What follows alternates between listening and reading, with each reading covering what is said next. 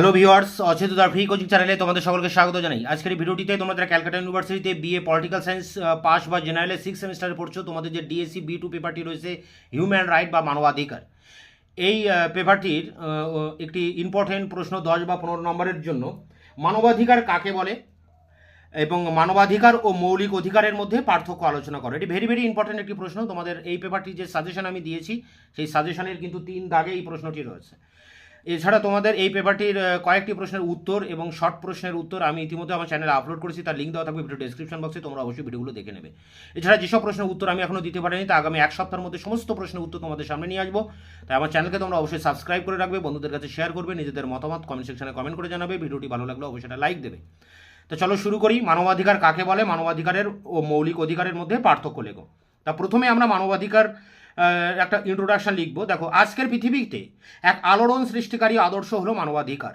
মানবাধিকারের আদর্শটিকে কেন্দ্র করেই আজকের দিনের জাতীয় রাজনীতি, আন্তর্জাতিক সম্পর্ক ও বিশ্ব সংসারের নীতি সিদ্ধান্ত নিয়ন্ত্রিত ও পরিচালিত হয়ে থাকে। এবার দেখো, মানবাধিকারের অর্থ অর্থাৎ মানবাধিকার কাকে বলে তার উপরে কিন্তু এই পয়েন্টটা এখানে আলোচনা করা হচ্ছে। মানবাধিকার হলো সেই সকল অলঙ্ঘনীয় এবং একান্ত অপরিহার্য সুযোগ সুবিধা বা অধিকার যেগুলি ব্যক্তি একজন মানুষ হিসেবে অর্থাৎ মানব জাতির সদস্য হিসেবে একান্ত স্বাভাবিকভাবেই ভোগ করার অধিকারী। এদিক থেকে মানব জাতির সদস্য হিসেবে মানুষ একান্ত জন্মসূত্রেই যে সকল সুযোগ সুবিধা বা অধিকার ভোগের অধিকারী হয় সেগুলি হলো মানবাধিকার। এদিক থেকে জীবনের অধিকার, চলাফেরার অধিকার, বাক ও মত প্রকাশের অধিকার, শিক্ষার অধিকার, শোষণের বিরুদ্ধে অধিকার, সাম্যের অধিকার ইত্যাদি হলো যথার্থ অর্থে মানবাধিকার তথা মানুষের জন্মগত অধিকার। মানবাধিকারের সংজ্ঞা প্রসঙ্গে ভারতের কেন্দ্রীয় সরকার রচিত মানবাধিকারের সুরক্ষা আইন 1993 সুস্পষ্টভাবে বলা হয়েছে, মানবাধিকার বলতে ব্যক্তির জীবন, স্বাধীনতা, সাম্য ও মর্যাদার সাথে সংশ্লিষ্ট অধিকার সমূহকেই বুঝিয়ে থাকে। এই আইনে বিভিন্ন আন্তর্জাতিক সভা সম্মেলনে গৃহীত ও অনুমোদিত এবং বিভিন্ন আন্তর্জাতিক ও আঞ্চলিক চুক্তিপত্রের স্বীকৃত অধিকারগুলিকে কেউ মানবাধিকার হিসেবে গণ্য করা হয়েছে। এবার আসি পার্থক্য, মানবাধিকার ও মৌলিক অধিকারের পার্থক্য। দেখো, মৌলিক অধিকার হলো নাগরিকের ব্যক্তিত্ব ও জীবন বিকাশের জন্য এমন কতগুলি সুযোগ সুবিধা যা সংবিধানে উল্লেখ থাকে এবং সরকার কর্তৃক অলঙ্ঘনীয়।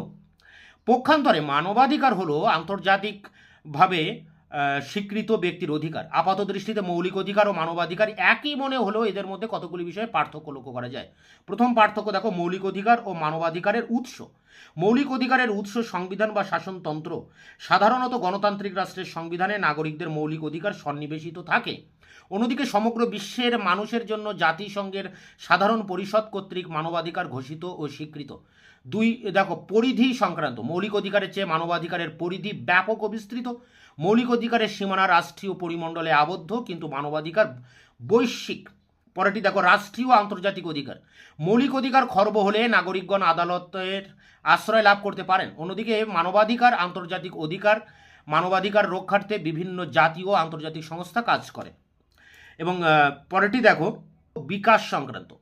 রাষ্ট্রীয় চেতনাবোধ থেকে মৌলিক অধিকার বিকাশ লাভ করে, অর্থাৎ গণতান্ত্রিক রাষ্ট্র নাগরিকদের পূর্ণাঙ্গভাবে বিকাশের জন্য প্রয়োজনীয় আইনগত নৈতিক অধিকার সংবিধানে উল্লেখ করে। অন্যদিকে কোনো গুণ বা বৈশিষ্ট্য নিরপেক্ষভাবে একজন ব্যক্তির প্রাপ্য অধিকারের চেতনাবোধ থেকে মানবাধিকারের বিকাশ হয়েছে। বস্তুত একজন মানুষ হিসেবে ব্যক্তির যে অধিকার ভোগ করা প্রয়োজন তাই মানবাধিকার হিসাবে গৃহীত হয়েছে। পরের পয়েন্ট দেখো, বাস্তবায়ন সংক্রান্ত। মৌলিক অধিকার চাইলে সহজে কার্যকর করা যায়। মৌলিক অধিকার বাস্তবায়ন বিষয়টি রাষ্ট্রের মধ্যে সীমাবদ্ধ। সরকার চাইলে সহজে মৌলিক অধিকার বলবৎ করা সম্ভব। অন্যদিকে মানবাধিকার বাস্তবায়ন সব সময় কেবল একটি দেশের উপর নির্ভর করে না। শেষ পার্থক্যটি দেখো, মৌলিক অধিকার মানবাধিকারের অংশ। সকল মৌলিক অধিকার শেষ বিচারে মানবাধিকারের মধ্যেই পড়ে, কিন্তু সকল মানবাধিকার মৌলিক অধিকারের অন্তর্ভুক্ত নয়। এরপরে দেখো, একটা মূল্যায়ন করা হয়েছে। মৌলিক অধিকার বা মানবাধিকারের মধ্যে আপাতপক্ষে কিছু পার্থক্য থাকলেও এরা আদতে কিন্তু খুব একটা পৃথক বা পরস্পর বিরোধী নয়।